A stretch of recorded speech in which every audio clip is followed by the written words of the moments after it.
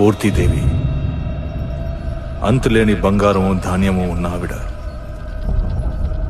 ఈ భూమి ఆవిడ కడుపులోంచి వచ్చినదే. ఈ బ్రహ్మాండం ఆవిర్భవించినప్పుడు ఈ దేవి కడుపులోంచే 16 కోట్ల మంది దేవతలు వచ్చారు. అందరికంటే తన మొదటి సంతానాన్ని దేవి ఎక్కువగా ప్రేమించింది. అతని పేరే హస్తర్. మీరు ఎన్ని గ్రంథాల్లో వెతికినా ఈ పేరు మీకు ఎక్కడ కనిపించదు. ఎందుకండి నాన్న? ఎందుకంటే తన దేవి యొక్క బంగారాన్ని ధాన్యాన్ని తన సొంతం చేసుకోవాలనుకున్నాడు. బంగారం మొత్తాన్ని ఎలాగో అలా సొంతం చేసుకున్నాడు. ఈ ధాన్యాన్ని స్వాధీనం చేసుకోవాలనుకున్నప్పుడు మిగతా దేవతలు అందరూ కలిసి తన మీద దాడి చేశారు.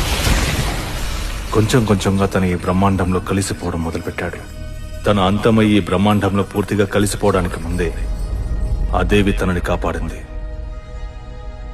తనని కాపాడే ముందు ఒక నిబంధన విధించింది.